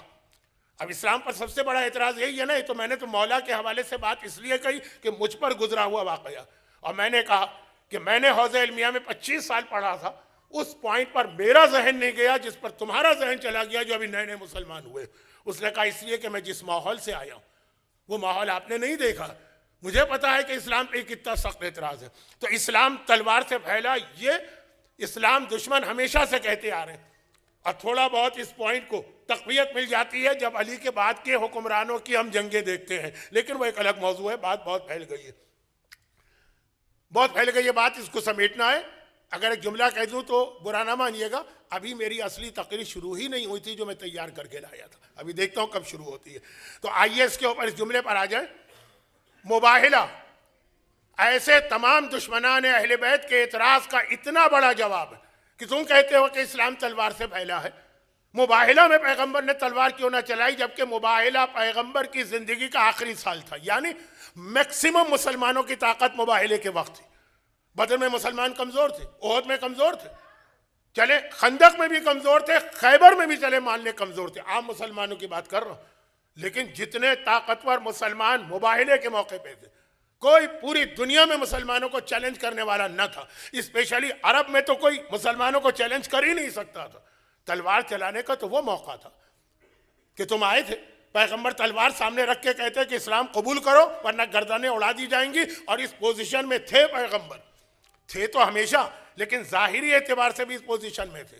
وہاں پہ پیغمبر نے کیوں تلوار نہیں چلائی، بلکہ کیا کہا وَمَنْ حَاجَّكَ فِيهِ مِنْ بَعْدِ مَا جَاءَكَ مِنَ الْعِلْمِ، اگر علمی بحث کے بعد بھی کوئی نہ مانے، یعنی بحث ہوگی علمی، تلوار سے نہیں ہوگی، تلوار رکھ کے نہیں کہا جائے گا کہ آؤ جنگ کرو ورنہ ہم تمہیں قتل کر دیں گے، علم، اس کے بعد بھی نہ مانے فَقُلْ تَعَالَوْا نَدْعُ أَبْنَاءَنَا وَأَبْنَاءَكُمْ وَنِسَاءَنَا وَنِسَاءَكُمْ ثُمَّ نَبْتَهِلْ فَنَجْعَلْ لَعْنَتَ اللَّهِ عَلَى الْكَاذِبِينَ، تو ہم جھوٹوں پر اللہ کی لعنت کریں گے۔ کیا فرق ہے؟ ہم نے مباہلہ میں کیوں تلوار نہیں چلائی گئی، بدر میں کیوں تلوار چلائی گئی؟ بہت چھوٹی سی بات، جو تلوار لے کے آیا اس کے مقابلے میں تلوار چلائی گئی، اور جو تلوار رکھ کے آیا اس کے مقابلے میں تلوار رکھی گئی ہے، جو دلیل کے ساتھ بات کرنے آیا اس سے دلیل کا جواب دیا گیا، اور جو جنگ کے ذریعے بات کرنے آیا اس کو جنگ کے ذریعے جواب دیا گیا۔ تم کیونکہ دیکھیں یہ اعتراض زیادہ تر کرتے ہیں کرسچن، مباہلہ کرسچن کے ساتھ ہوا، بھئی تم بھی تو تھے، تمہارے خلاف بھی تو تلوار چل سکتی تھی، نہیں چلائی گئی کیونکہ تم تلوار لے کے نہیں آئے، تم آئے مدینے میں کہ ہم آپ سے اسلام کے بارے میں علمی بحث کرنے آ رہے ہیں۔ تو ایک تو مباہلہ بہت اہم جواب ہے اس بات کا کہ اسلام تلوار سے نہیں پھیلا، اسلام اس وقت تلوار اٹھاتا ہے جب سامنے والا ہمارے خلاف تلوار اٹھائے۔ اسلام عیسیٰ والی بات کو بھی نہیں مانتا کہ کوئی ایک گال پہ تھپڑ مارے تو دوسرا گال پیش کر دو، کیونکہ اس بات پر تو عیسائی بھی نہیں مانتے ہیں۔ کہنے کو تو بہت اچھی بات ہے کتابوں میں لکھا، لیکن ہوتا ہے کہیں پہ؟ اینٹ کا جواب پتھر سے دیا جاتا ہے، اور دیکھ لیجئے عیسائیت کی تاریخ میں کہیں اور چلا گیا، واپس آتا ہوں۔ اب آئے پیغمبر کے پاس مسجد میں، کا علمی بحث کرنا ہے، پیغمبر نے کہا کر، پھر وہ مناظرہ شروع ہوا جو آپ نے سنا ہے، اور جب وہ دلیل سے قائل نہیں ہوئے، جواب بھی نہیں تھا ان کے پاس، ان کی ایک ہی دلیل، پیغمبر نے کہا تم عیسیٰ کو خدا کا بیٹا کیوں کہتے ہو؟ کہا اس لیے کہ بغیر باپ کے پیدا ہو۔ قرآن کی آیت آ گئی اِنَّ مَثَلَ عِیسیٰ عِندَ اللہِ کَمَثَلِ آدم، عیسیٰ کی مثال آدم جیسی، اگر عیسیٰ بغیر باپ کے پیدا ہوئے خدا بن گئے تو آدم کے تو باپ بھی نہیں تھے، ماں بھی نہیں تھے، تو ڈبل خدا بننے چاہیے تھے۔ اب دیکھیں علمی جواب دیا جا رہا ہے، ان کے پاس اس کا کوئی جواب نہیں تھا۔ کہا اگر باپ کے بغیر پیدا ہونے سے کوئی خدا بن جاتا ہے یا خدا کا بیٹا بن جاتا ہے تو آدم کو کیا کہو گے؟ جواب نہیں تھا۔ قرآن نے کہا پھر بھی تلوار نہیں اٹھانا، نہیں مان رہے، بس ان سے کہہ دو مباہلہ کریں۔ مباہلہ یہ تمام انبیاء کی سیرت میں شامل، وہ کیا ہوتا ہے؟ وہ یہ ہوتا ہے کہ میدان میں نکلو، آمنے سامنے کھڑے ہو، اور دونوں ہاتھ اٹھا کے یہ دعا کرے کہ ہم میں جو جھوٹا ہے اس پر اللہ کی لعنت ہو۔ تاریخ میں پیغمبر سے پہلے کا مشہور ترین مباہلہ کون سا ہے؟ بہت کم لوگوں کو معلوم ہے، لیکن ہے بہرحال پیغمبر سے پہلے کا مشہور ترین مباہلہ، جب قارون جو حضرت موسیٰ کا فرسٹ کزن تھا لیکن بہت مالدار آدمی تھا، اس زمانے کی ٹرمینالوجی میں سیٹ تھا، بہت پیسے والے، اس نے حضرت موسیٰ سے مباہلے کی بات کی تھی۔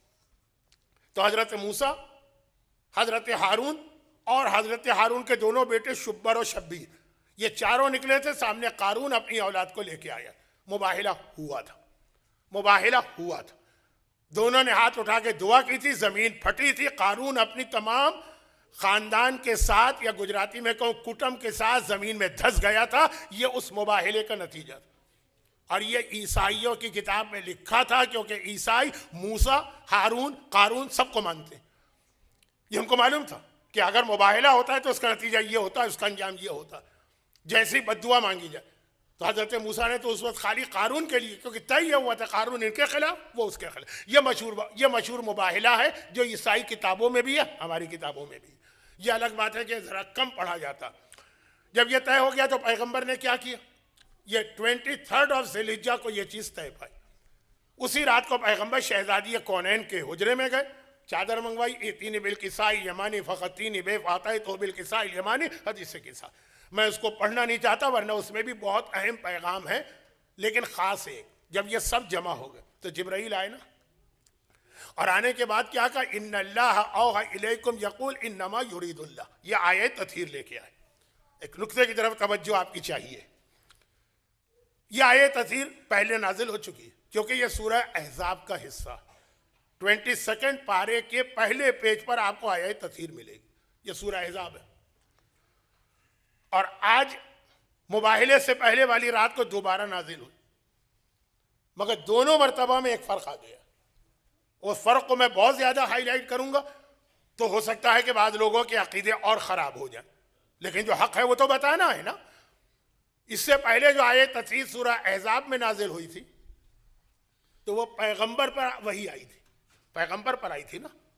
یہ جو آیت تطہیر آئی ہے حدیث قصہ کی شکل میں، اس میں بہت اہم لفظ ہے ان اللہ قد اوحی الیکم. دیکھیے عربی میں جب ایک آدمی سے بات کی جاتی ہے تو کہا جاتا ہے کا السلام علیکہ. زیارتوں میں ہے نا السلام علیکہ. اور اگر ایک سے زیادہ دو ہوں تو علیکما. آپ کاظمین میں زیارت پڑھتے ہیں 7ویں اور 9ویں کی ملا کر علیکما آپ دو. آپ سامرہ میں زیارت پڑھتے ہیں 10ویں اور 11ویں کی ملا کے السلام علیکما. اور اگر دو سے زیادہ سے بات کی جائے مثلا سلام تو آتا ہے السلام علیکم. چنانچہ جنت البقیع میں ہم جا کے زیارت پڑھتے ہیں، وہاں ہم نہ السلام علیکہ کہتے ہیں نہ السلام علیکم. ہم کیا کہتے ہیں؟ السلام علیکم یا ائمۃ الہدی، کیونکہ دو سے زیادہ. تو کم کا لفظ کب آئے گا؟ یہ پروناؤن ہے عربی کا سنگولر کے لیے کما، دو کے لیے کم پلورل کے لیے. اب جو آیت تطہیر پہلے آئی تھی سورہ احزاب کا جز بن کر وہ رسول پر آئی تھی. حدیث قصہ میں جو ہے وہ جبرائیل کا جملہ سنیں ان اللہ قد اوحی الیکم. یہ نہیں کہا ان اللہ قد اوحی الیکا. الیکا کا مطلب اللہ اے رسول آپ پر وحی کر رہا، اور علیکم کا مطلب ہے کہ اللہ وحی کر رہا ہے محمد پر بھی، علی پر بھی، فاطمہ پر بھی، حسن پر بھی، حسین پر بھی. یہ شب مباہلہ والی جو آیت تطہیر ہے یہ خالی رسول پہ نہیں آئی ہے، یہ پورے کے پورے پنجتن پر وحی نازل ہو رہی. نعرہ صلوات. ان اللہ قد اوحی الیکم. کم کے لفظ پہ ہمیشہ توجہ دیجیے گا. وہی آئی ہے یہاں پہ پورے پنجتن کے پر. پھر یہ آیت تطہیر نازل ہوئی. اس میں اور بہت ساری باتیں ہیں لیکن مختصر اب بات کر رہا ہوں.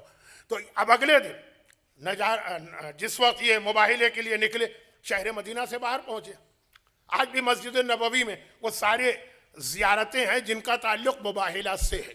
یہ الگ بات ہے کہ 99% شیعوں کو بھی نہیں پتا کہ یہ زیارتیں مباہلہ سے متعلق. کچھ چیزوں کے لیے تو جھوٹی ہسٹری بنا دی گئی، کچھ کو چھپا دیا گیا. پیغمبر وہاں پہنچے جہاں آج مسجد مباہلہ ہے. خیر اس کا نام بدل دیا، آج اس کا نام کیا ہے؟ مسجد بنو معاویہ. اب کس کس چیز پہ رویا جائے. جب وہاں پہنچے کھلا میدان تھا، کھجور کے 2 درخت تھے. پیغمبر نے سیاہ رنگ کی ایک چادر ان درختوں پہ ڈالی، ایک سائے کا انتظام کیا اور اس کے نیچے پنجتن کو جمع کیا.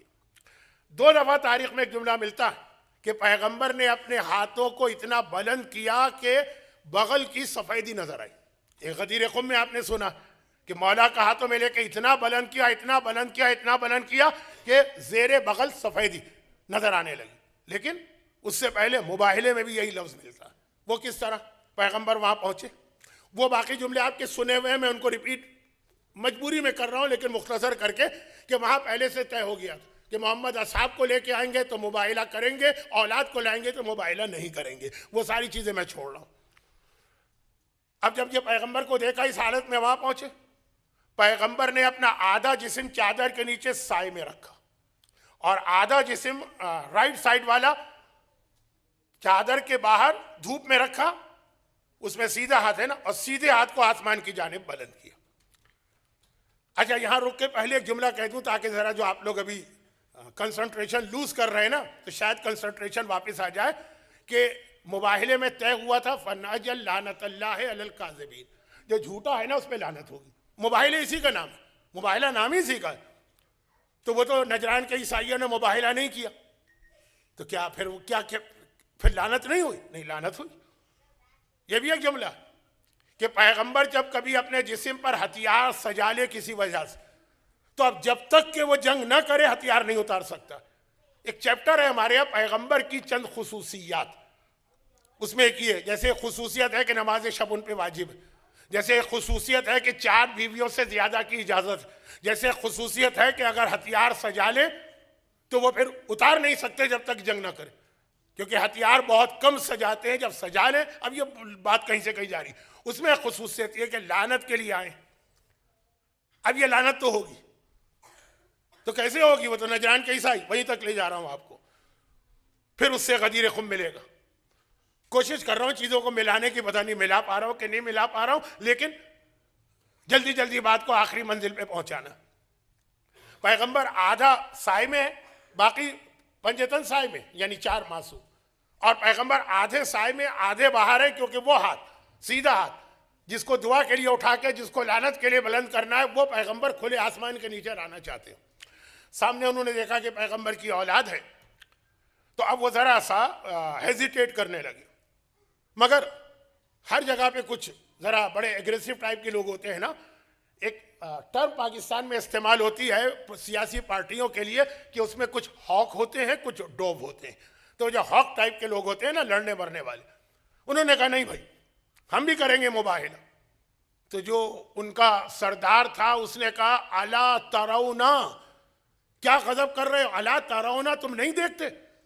الی السحاب السوداء وافنان الشجرہ والطیور والدخان وزلزال الجبال وتزلزل الشمس، کیا تم نہیں دیکھتے ہو کہ اس وقت کیا ہو رہا ہے؟ کالا بادل آ چکا ہے، جبکہ انتہائی شدید گرمی ہے، بادل ان کا امکان نہیں۔ کیا تم نہیں دیکھتے ہو آسمان پہ دھواں نمودار ہونا شروع ہو گیا؟ کیا تم نہیں دیکھتے ہو درخت نے اپنی اپنی شاخیں زمین کی طرف کر لی؟ کیا تم کو نظر نہیں آ رہا کہ یہ چند پرندے جو یہاں اڑ رہے تھے یہ سب زمین پہ لیٹ کے اپنے پروں کو پھیلا چکے؟ کیا تم نہیں دیکھتے ہو کہ سورج کا رنگ بدلنا شروع ہو چکا ہے؟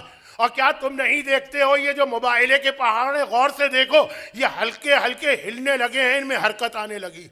الا ترون الی السحاب السوداء، کالے رنگ کا بادل آ گیا ہے، والدخان، دھواں نمودار ہو گیا۔ دھواں تو قیامت کی نشانی ہے نا، سورج کا رنگ چینج ہونے لگا ہے، سورج کو گہن لگتا ہے عذاب کے وقت میں۔ پرندے زمین پہ آ کے پروں کو پھیلا کے لیٹے ہوئے ہیں، درخت اپنی شاخیں نیچے گرا چکے ہیں، پہاڑوں میں حرکت آ گئی ہے۔ خبردار اگر تم نے مباہلہ کیا تو یہ ساری نشانیاں مکمل اس طرح ہوں گی کہ قیامت تک ایک عیسائی دنیا میں زندہ نہ رہے گا۔ واپس پلٹ جاؤ، واپس پلٹ جاؤ، واپس پلٹ جاؤ۔ یہ کہہ کے واپس پلٹے اور ایک آدمی ان میں سے آگے آئے۔ آگے آنے کے بعد کہا کہ اے محمد ابن عبداللہ، ہم مباہلہ نہیں کرنا چاہتے۔ پیغمبر نے کہا تو پھر قتل ہوگے؟ کہا نہیں، وہ بھی ہم نہیں چاہتے۔ اسلام قبول کرو گے؟ کہا وہ بھی ہم نہیں چاہتے۔ کہا پھر ایک تیسرا طریقہ ہے جزیہ دے دو۔ کہا اس پر بات ہم کریں گے، میں جا رہا ہوں اپنی قوم میں۔ پیغمبر نے مولا کو بلایا اور کہا کہ تم جاؤ اور جا کے ان سے، یعنی جزیہ کا مطلب ہے صلح نامے پہ دستخط کر لو، ان سے بات طے کر لو۔ کہا کہ یا رسول اللہ، حدیبیہ میں صلح ہوئی تھی تو ساری شرطیں آپ نے بتائی تھی، مجھے بتا دیجئے کہ میں کیا شرطیں لے کے جاؤں۔ اس وقت پیغمبر نے پھر ایک بار یہ جملہ کہا، اے علی تم کیا پوچھ رہے ہو؟ مجھ میں اور تم میں کیا فرق ہے؟ جو میں نے کہا تو تم نے کہا، جو تم نے کہا تو وہ میں نے کہا، جو تم طے کر کے آئے تو میں طے کر کے آیا، جو میں نے طے کیا ہو گیا تم نے طے کیا۔ یہ مباہلہ میں پیغمبر کی یہ حدیث ہے علی سے، جاؤ، جس کو ہم بعض اوقات عام زبان میں کہتے ہیں فری ہینڈ، جو تم کہو گے ایسا ہے جیسے محمد نے کہا۔ اب ذرا سلسلہ میں لائیے، قرآن کریم میں کیا ہے؟ وما ينطق عن الهوى ان هو الا وحی یوحی۔ اے محمد جو تم کہتے ہو تم نہیں کہہ رہے، اللہ کہہ رہا، اور محمد کہہ رہے کہ علی جو تم کہہ رہے وہ تم نہیں کہہ رہے، وہ میں کہہ رہا ہوں۔ سورہ توبہ میں آیت ہے وما رمیت ولکن اللہ رمی۔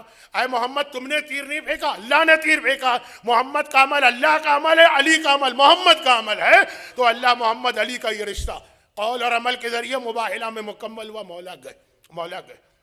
مباہلہ ذرا سا کم پڑھا جاتا ہے اتنی تفصیل کے ساتھ۔ مولا گئے، جو شرطیں آپس میں طے پائیں اس کی تفصیل کا وقت نہیں۔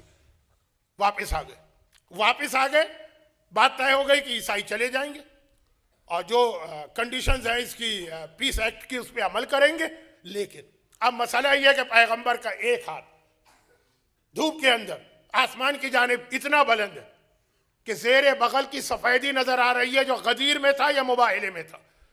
غدیر میں تو پیغمبر نے زیر بغل کی سفیدی اس لیے ظاہر کی کہ علی کو ہاتھ میں اٹھا کے کہا تھا من کن تو مولا فہذ علی مولا. اب مباہلے میں کیا ہو رہا ہے؟ یہ بھی ایک جملہ ہے مباہلے کا آخری جملہ. پیغمبر نے کہا، ہاتھ اٹھا ہوا ہے پیغمبر کا، آسمان کو دیکھا اور کہا کہ وہ لعنت جو ان عیسائیوں پر آنا تھی نہیں آئی کیونکہ انہوں نے مباہلہ نہ کیا. یہ لعنت اے علی اب قیامت تک ان لوگوں کے لیے ہے جو تیری ولایت کا انکار کریں، تجھ سے محبت نہ کریں اور تیرے خلاف دشمنی کا کوئی عمل کریں. یعنی مباہلے میں عیسائیوں والی لعنت اب غدیر کے منکروں کے اوپر پلٹ کے واپس چلی گئی. یہ آخری جملہ تھا جس کے بعد چلے کسی مومن کو خیال تو آ گیا کہ مولانا حج سے تھکے ہوئے آ رہے ہیں.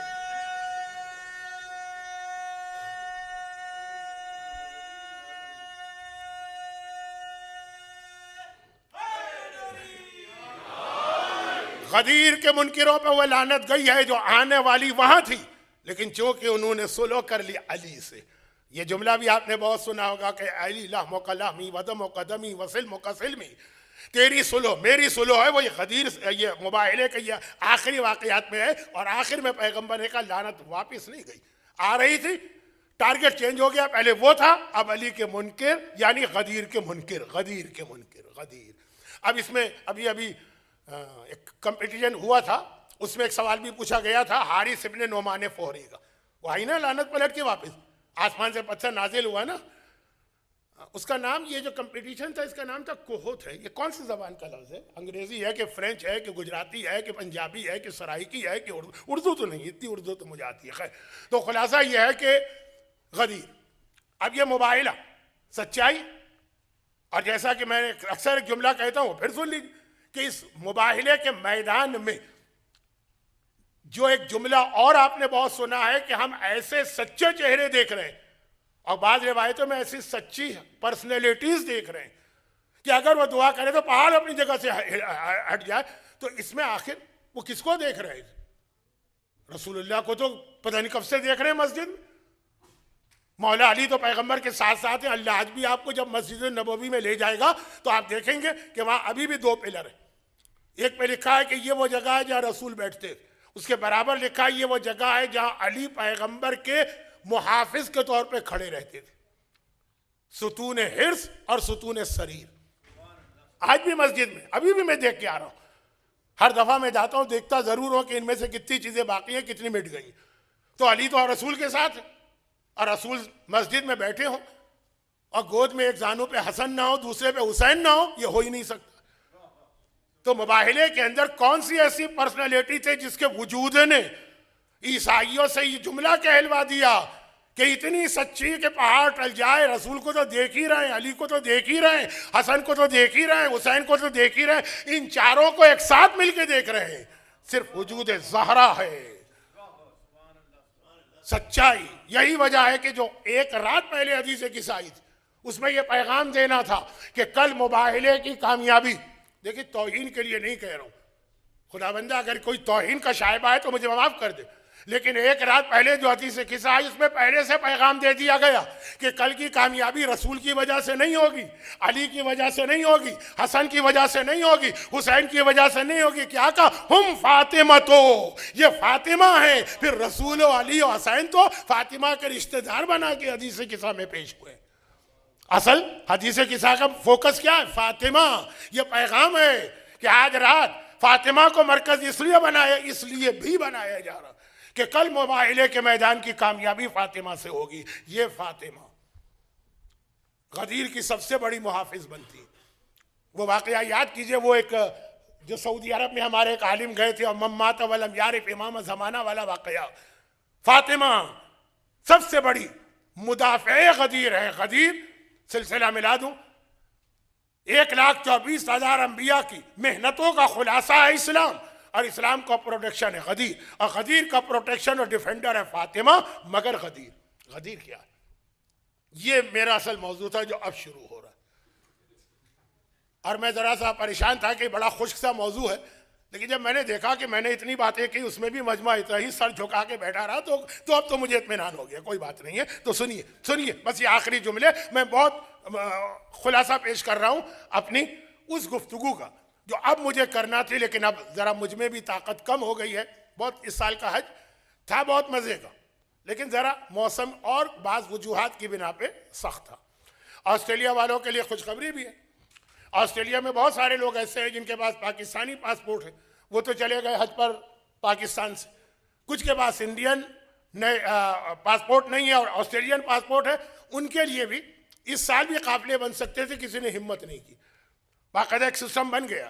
اگر صاحب وہ لوگ جو انڈین نیشنل نہیں، جو اصل انڈین اوریجن ہے اور آسٹریلین پاسپورٹ ہے، بڑے آرام سے قافلے بنیں گے۔ اور آسٹریلین والوں کا حج اس دفعہ بہت اچھا حج تھا، وی آئی پی، یعنی میں جانتا ہوں ایسے لوگوں کو جو آسٹریلین گروپ میں تھے، آسٹریلین ٹینٹ میں تھے، اس کو چھوڑ کے ہمارے پاس آ کہا مولانا وہاں اسپریچولیٹی نہیں، کوئی لگ ہی نہیں رہا، ایسا لگ رہا ہے 5 اسٹار ہوٹل میں رہ رہے۔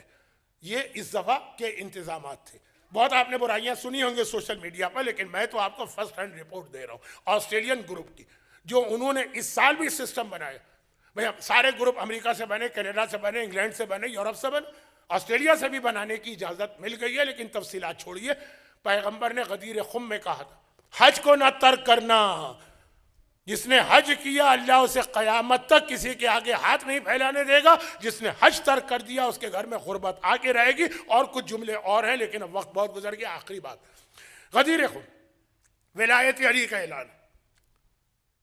دیکھیں محبت علی کائنات کی سب سے بڑی دولت، لیکن اس سے بھی بڑی دولت ہے ولایت۔ ولایت علی محبت علی سے بھی بڑی چیز۔ یہی وجہ ہے کہ بالکل آخر میں ولایت کا اعلان آیا، اور ولایت کے حوالے سے اتنی محبت تو ہندو بھی کر سکتا، محبت تو عیسائی بھی کر سکتا، اور کرتے ہیں، کر کیا سکتا ہے، کرتے ہیں۔ محبت تو ایک ایتھسٹ بھی کر سکتا۔ میں کتنے ایسے لوگوں کو جانتا ہوں امریکہ میں جو کہتے ہیں ہم نہیں کسی اللہ کو محمد کو نہیں مانتے، ہمیں تو صرف علی۔ وہ نصیریوں کی بات نہیں کر رہا ہوں، یہ وہ بہت پڑھے لکھے لوگ ہیں جو ریلیجن مذہب کو نہیں مانتے، کہ علی کے پرسنالٹی، یہ محبت ہے۔ غدیر میں ہم سے محبت نہیں مانگی گئی، ولایت مانگی گئی۔ میرا ایک جملہ جس پر مجھے آدھے گھنٹے بولنا تھا، لیکن نہیں بولوں گا، آدھے منٹ بولوں گا، تقریر نہیں ختم کر رہا ہوں آدھے منٹ میں، یہ جملہ میں بول کے آگے بڑھ جاؤں گا۔ وہ یہ ہے کہ کہیں ایسا تو نہیں ہے کہ شیطان زیادہ قیمتی چیز ہم سے چھین لے، اس کے بدلے میں ایک بہترین چیز دے دے، لیکن وہ اس کے مقابلے میں ذرا کم۔ کراچی میں ایسے فراڈ میں نے دیکھے، کسی کا پلاٹ زمین بہت ہی اچھی لوکیشن پہ تھی، اس کو الو بنا کر باتوں باتوں میں پھنسا کر دوسرا پلاٹ دلوا دیا گیا، اور یہ اس سے لے لیا گیا۔ وہ اس دوسرے میں خوش بھی ہے، لیکن جو زیادہ پرائم لوکیشن پہ تھا، یہ کیا کہتے ہیں انگریزی میں، گولڈ مائن، وہ اس سے چھین لیا گیا۔ ایسا تو نہیں ہے کہ ہمارے ہاتھ میں مثلا سونا ہو، گولڈ، وہ لے کے ہمارے ہاتھ میں چاندی دے ہم اس پہ خوش ہو جائیں، یا شاید پلاٹینیم سونے سے بھی مہنگی ہوتی ہوگی شاید، تو سونا ہم کو دے کے پلاٹینیم ہم سے لے کے چلا جائے، ایسا تو نہیں۔ بعض اوقات ایسا لگتا کہ ہمیں محبت علی دے کر ولایت ہم سے چھین لی گئی۔ محبت بہت بڑی چیز ہے، ولایت اس سے بڑی چیز۔ اسی لیے آخری اعلان پیغمبر نے محبت کا نہیں کیا ہے، آخری ولایت کا کیا۔ اور ایک اصول یاد رکھیے پوری کائنات کا، پوری دنیا کا ایک اصول ہے کہ جب حکومتیں قانون بناتی ہیں، پہلا قانون جو بناتے ہیں اس پر عمل نہیں ہوتا، جو سب سے آخر میں قانون بنتا ہے اس کے اوپر عمل ہوتا ہے۔ ایسا نہیں ہو سکتا ہے کہ قانون 2010 میں بنا ہو، 2015 میں آپ کہیں میں تو 2010 والے قانون پر چلوں گا، کہا نہیں، جب 15 میں نیا قانون آ گیا 10 والا ختم ہو گیا۔ ہو سکتا ہے آپ میں سے کتنے لوگوں کو امیگریشن میں اسی سے سابقہ پڑا ہو کہ پرانا قانون کچھ تھا، نیا قانون کچھ۔ آخری قانون یہ نہیں تھا کہ محبت، آخری قانون ہے ولایت۔ کیا دونوں میں فرق ہے؟ جی ہاں فرق ہے۔ یہ فرق بھی اسی حارث نے بتایا جب اس نے کہا کہ تم نے بحیثیت حاکم اپنے بھائی کو ہم پر مسلط کیا۔ ولایت کہتے ہیں علی کی حکومت کو ماننا، محبت کہتے ہیں دل سے علی اور زبان پہ علی کا ذکر کرنا، جہاں صرف دل و زبان تک۔ جیسے میں نے کہا نا کہ دنیا میں بہت سارے لوگ علی سے محبت کرتے ہیں، شاید کچھ ہندو، شاید بعض مومنین سے زیادہ علی سے محبت کرتے ہوں، لیکن ولایت علی کی بات بھی مانتے ہیں کہ نہیں؟ علی کا حکم بھی مانتے ہیں کہ نہیں؟ اور اسی لیے بس یہ آخری جملے جو میرا اپنا اسٹائل ہوتا، اور وہ کیا ہے؟ وہ یہ کہ سمجھ میں نہیں آتا کہ جس زبان پہ نعرہ حیدری آتا ہے اس زبان پہ پھر گانے کے جملے کیسے آتے؟ بھائی زبان جب علی کا نام آ گیا تو زبان اتنی مقدس ہو گئی، زبان اتنی پاکیزہ ہو گئی، اس زبان پہ تو کوئی نجس چیز آنے ہی نہیں چاہیے۔ جس زبان پہ یا فاطمہ آتا ہے اس زبان پہ کسی کی غیبت کیسے آتی ہے؟ جو ہاتھ نعرہ حیدری کے لیے اس طرح بلند ہوتا ہے کہ بعض لوگ تو بڑی رقیق بات کہہ دیتے ہیں نا کہ جس نے دونوں ہاتھ بلند نہ کیے اس کے نسب میں شک ہے، جو ہاتھ نعرہ حیدری کے لیے بلند ہوتا ہے اس ہاتھ میں کوئی حرام لقمہ کیسے آ گیا؟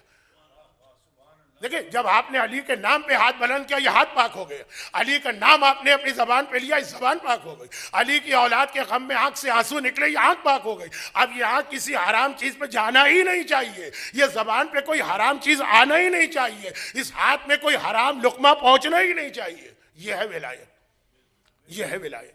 اور یہاں پر پیغمبر کی، آپ کہیں گے کئی بار میں نے آخری کہا مگر یہ تو آخر کی آخر، وہ مباہلہ کا آخری جملہ تھا، یہ غدیر کا۔ پیغمبر نے غدیر میں آخری جملہ کیا کہا ہر ایک کو یاد، فَلْيُبَلِّغُ الشَّاهِدُ الْغَائِبُ۔ بہت کچھ کہنا تھا غدیر پر بھی، بہت کچھ کہنا تھا مباہلہ پر بھی۔ مباہلے کے لیے مجھے اطمینان ہے کہ میں نے شاید ذرا مختلف انداز سے آج آپ کے سامنے بات کی ہے۔ جو موجود ہیں وہ یہ پیغام پہنچائیں گے ان لوگوں کے پاس جو نہیں، چاہے مکانی اعتبار سے نہیں ہے چاہے زمانی اعتبار سے نہیں ہے، یعنی چاہے وہ غدیر میں نہیں ہے کہیں اور ہے، اور چاہے زمانی اعتبار سے ابھی وہ پیدا ہی نہیں ہوئے، بعد کے زمانے میں ہوں گے، جو موجود ہے اس کی ذمہ داری بات تک پیغام پہنچانا۔ اور فَلْيُبَلِّغُ الْوَالِدُ وَلَدَهُ، اور ہر باپ کی ذمہ داری ہے کہ اپنی اولاد تک یہ پیغام پہنچائے۔ اور اسی کی ایک شکل ہے یہ العصر۔ الحمدللہ العصر اسلامک سینٹر کو آج 7 سال پورے ہو گئے، اور مجھے یہ شرف اور اعزاز بھی حاصل ہے کہ جس دن اس کا سنگ بنیاد یا فاؤنڈیشن اسٹون رکھا گیا تھا اس میں بھی میں شریک تھا، اس پتھر پہ میرا ہاتھ لگا تھا، جس دن اس کا مکمل ہونے کے بعد اس کا افتتاح ہوا اس دن میں اس میں تھا۔ اور آج جب یہ 7ویں سالگرہ،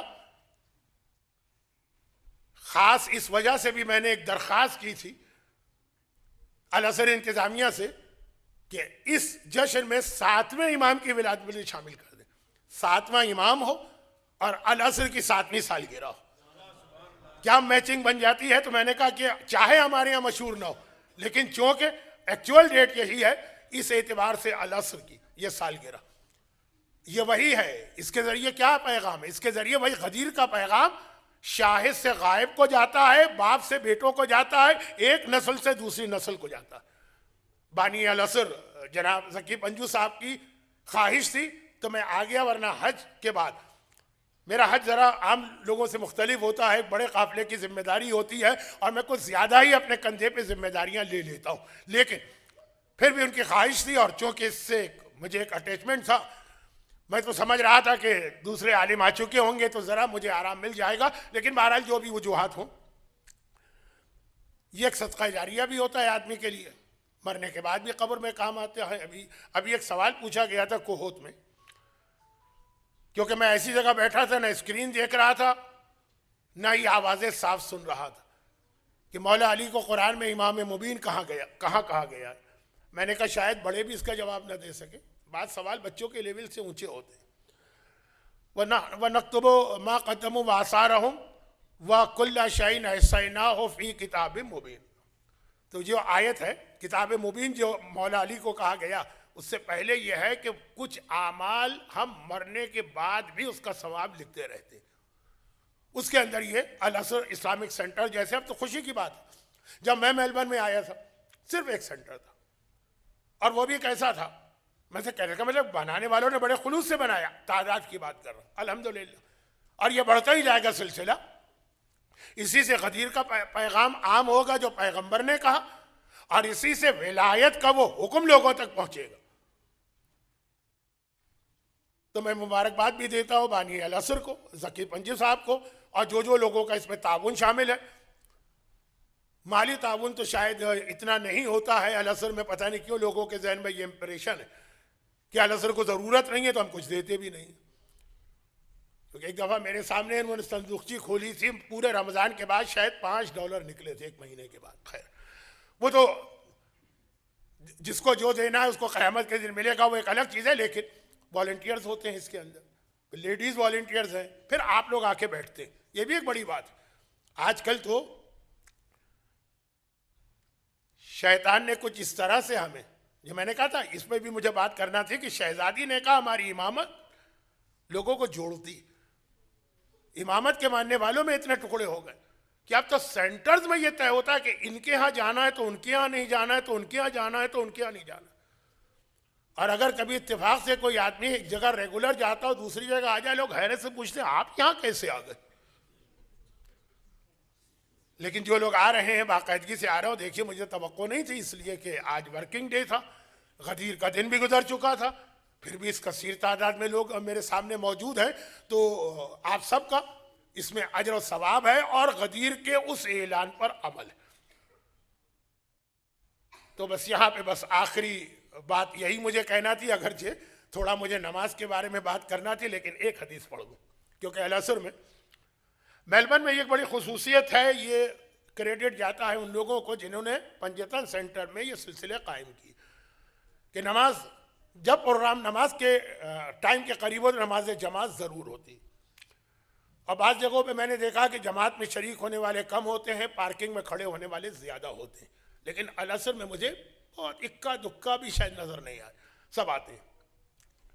ابو ذر غفاری کی حدیث سن لیجیے اور میری بات ختم، کیونکہ یہ حدیث ہمارے آدھی پڑھی جاتی ہے، اور جو آدھی پڑھی جاتی ہے وہ بالکل صحیح ہے، بلکہ وہی زیادہ اہم ہے. ابو ذر نے یہ کہا، اور یہ پیغمبر کی حدیث اور کئی طریقوں سے آئی ہے، مگر ابو ذر کی حدیث مکمل ہے، باقی حدیث آدھی ہے. کہ پیغمبر نے یہ کہا مومن اور منافق کی نشانی ہے علی کا ذکر. جب علی کا ذکر ہوتا ہے مومن کا چہرہ کھل اٹھتا ہے، ایسا لگتا ہے گلاب کا پھول کھل گیا، اور منافق کا چہرہ اتر جاتا ہے. لیکن ابو ذر نے کہا کہ ہم پیغمبر کے زمانے میں مومن اور منافق کو 2 چیزوں سے پہچانتے ہیں. کبھی کبھار ایسا ہوتا ہے، جب میرے ساتھ کئی دفعہ ہوا، یہ میں اپنے اوپر گزری ہوئی باتیں اس لیے بتاتا ہوں کہ آپ یہ نہ سمجھیں مولانا سنی سنائی بات کر رہے ہیں. سارے جو میرا ڈائبیٹک اسپیشلسٹ ہے، غالباً اس کو اینڈوکولوجسٹ کہتے ہیں، ساری دوائیں بتائیں، سارے انجیکشن بتائے، ساری احتیاط بتائی، اس کے باوجود میری شوگر بہت ہائی آ رہی ہے. وہ پریشان ہو جاتا ہے، میری وجہ سے وہ پریشان ہو جاتا ہے. کہتا ہے کہ ایسا لگ رہا ہے کہ جو ٹیسٹ آپ کا ہو رہا ہے نا اس میں کوئی غلطی ہے. تو ہمارے پاس ایک اور ٹیسٹ بھی ہے، ایکچوئل شوگر کو وہ جو 3 مہینے کا ٹیسٹ ہے نا، اس میں ایک اور بھی ہم وہ کرائیں گے، تو اس سے کنفرم ہو جائے گا کہ واقعی یہ ٹیسٹ صحیح ہے اور آپ کی شوگر کسی وجہ سے انکنٹرولڈ ہے کہ نہیں، اس ٹیسٹ میں کہیں کوئی غلطی ہے. وہ دوسرا ایک ٹیسٹ کراتا ہے، 2 دفعہ ہو چکا ہے میرے ساتھ پچھلے 5 سال. اس کے اندر نارمل آ جاتی جب میں اس کی باتوں پہ عمل کرتا ہوں. ایام حج میں ممکن نہیں ہوتا عمل کرنا. محرم میں جاتا ہوں تو انگلینڈ، امریکہ، کینیڈا میں تو لوگ پھر بھی مانتے ہیں یہ چیزیں، لیکن شارجہ اور دبئی والے تو کھلا کھلا کے ڈیزرٹ کی 15 قسمیں ہو جاتی ہیں، اور ہر ایک کی خواہش ہے میری بیوی نے بڑے چاؤ سے آپ کے لیے بنائی اور یہ میری بہن نے بہت چاؤ، کھانا ہی پڑتا. تو وہ تو الگ بات ہے. دوسرا ٹیسٹ کرایا، اس نے کہا ہاں پہلے ٹیسٹ میں کوئی غلطی تھی، دوسرے ٹیسٹ سے صحیح پتہ چل گیا. ابو ذر نے 2 ٹیسٹ بتائے مومن و منافق کے، باقی تو ایک ہی ہے. علی وہ تو سب سے اہم ہے، سب سے اہم وہی، مومن کا چہرہ کھل اٹھے گا ذکر علی سن کر. ابو ذر نے کہا مگر ہم 2 چیزوں سے پہچانتے ہیں، ایک علی کے ذکر سے، جہاں علی کا نام لیا مومن کا چہرہ دیکھو کھلا ہوا گلاب، منافق کا چہرہ دیکھو نحوست سے بھرا ہوا. اور دوسرا ذکر نماز سے، جہاں نماز کا ذکر آیا مومن کے چہرے پہ ایک مسکراہٹ آ جاتی ہے، اور منافق کا چہرہ جو ہے نا بس وہ کیا کہوں میں، اب کچھ کہنا نہیں چاہتا. کہا یہ دوسرا ٹیسٹ ہے، اس سے صحیح پتہ چل جاتا ہے کہ واقعی یہ پکا مومن ہے کہ ابھی تھوڑی بہت اس کے اندر کمی ہے. کیونکہ یہ مجلسیں ہو چکی ہیں، مجلس بھی ہو چکی ہے، کیونکہ ولایت علی کا سب سے بہترین طریقہ نماز ہے. نماز جو ہے نا وہ آپ کو سکھاتی ہے نا کہ کس طرح علی کا حکم ماننا، نماز سکھاتی ہے. نماز بتاتی ہے کب بولنا ہے، کب خاموش رہنا. ہر جگہ بولنا نہیں ہے، ہر جگہ خاموش بھی نہیں رہنا. نماز سکھاتی ہے کب جھکنا ہے، کب گرنا ہے، کب بیٹھنا ہے، کب کھڑے ہونا. بھئی یہی ولایت. کہاں آگے بڑھنا ہے، کہاں پیچھے ہٹنا ہے، کدھر جانا ہے، کدھر نہیں جانا، کدھر دیکھنا ہے، کدھر نہیں دیکھنا، یہ سب نماز سکھاتی ہے نا. نماز پڑھ رہے ادھر نہیں دیکھ سکتے، جب قبلہ ادھر دیکھنا. کھا نہیں سکتے، پی نہیں سکتے، ہنس نہیں سکتے، بول نہیں سکتے، حتیٰ قرآن نہیں پڑھ سکتے نماز میں. کس کی بات کر رہا ہوں میں؟ جماعت نماز. پیغمبر کی حدیث سے لا صلاۃ الا بفاتحۃ الکتاب، کوئی نماز بغیر الحمد کے نہیں ہے. نماز جماعت میں آپ الحمد نہیں پڑھتے. وہاں الحمد نہ پڑھو فرادہ میں تو نماز غلط، جماعت میں الحمد پڑھو تو غلط ہو جائے گا. یہ تو نہیں کہتا کہ نماز غلط ہو جائے گی، گناہ ہو سکتا. یہ ہے ولایت. جو علی کہیں گے، جب بولنا ہے بولو، جب خاموش رہنا ہے خاموش رہو. جہاں جانا، یہ ولایت کی بہترین ٹریننگ ہے. اس پہ مجھے بات کرنا تھی. اور مومن کی پہچان ہے کہ ذکر علی سنتا ہے تو چہرے پہ مسکراہٹ آتی ہے، نماز کا ذکر سنتا ہے چاہے نماز نہ بھی پڑھ لو دل خوش ہو جاتا. اے خدا تجھے واسطہ غدیر خم اور عید مباحلہ کا، تجھے واسطہ علی اور فاطمہ کا، ان تمام مومنین و مومنات کو جو یہاں ہیں اور جو آن لائن یہ چیز سن رہے ہیں، انہی دو ہستیوں کے طفیل دنیا اور آخرت کی ہر پریشانیوں سے محفوظ فرما. اس خاندان کے غم کے علاوہ ہمیں نہ دنیا میں کوئی غم ملے نہ آخرت میں کوئی غم ملے. اس صف اعضاء پر بیٹھنے والے ذکر علی اور ذکر فاطمہ سننے والے، ان کی تمام حاجتیں پوری فرما. ان کو، ان کے گھروں کو، ان کے گھر والوں کو، ان کی اولادوں کو، ان کے رزق کے ذرائع کو، ان کی عزت و آبرو کو ہر دشمن کے شر سے محفوظ فرما. بلکہ ان کو کیوں، دنیا بھر کے جتنے بھی صاحبان ایمان، بلکہ جتنے بھی انسان ہیں، ان کی جان مال عزت و آبرو کی حفاظت فرما. غزہ اور فلسطین کے مظلوم صاحبان ایمان، مظلوم مسلمان، مظلوم بچے، مظلوم عورتیں، ان سب کی مدد فرما. ظالموں کو نیست و نابود فرما. غدیر خم کے اعلان کو مکمل کرنے کے لیے، غدیر میں اعلان ہوا ہے نا، ابھی اس کا امپلیمنٹ نہیں ہو پایا. اس کے امپلیمنٹ کے لیے علی کے وارث و بیٹے، ہمارے زمانے کے امام، اپنی آخری حجت امام زمانہ کے ظہور میں تعجیل فرما. ربنا تقبل منا انك انت السميع العليم. الحمد لله الذي جعلنا من المتمسكين بولایت علی والائمة الطاہرین. 5 منٹ 5 منٹ. جب میں 5 کہہ رہا ہوں تو میں نے سختی سے کہا ہوا ہے 5 منٹ. بانی العصر برادر ذکی پنجو صاحب میری خواہش پر وہ تقریر کرنے کے لیے تیار نہیں تھے، لیکن میں نے کہا آپ نے اتنا بڑا یہ کام انجام دیا ہے صرف اپنے زور بازو پر، تو اتنا تو آپ کا حق بنتا ہے، کم سے کم 5 منٹ آپ زحمت کریں. اس کے بعد کیک کٹنگ ہوگا اور پھر آپ حضرات کے لیے میرا اندازہ ہے کہ بہترین بریانی کا انتظام کیا گیا ہے، میرا اندازہ. درود تو بھیج، اب تو درود بھیج دے ایک مرتبہ.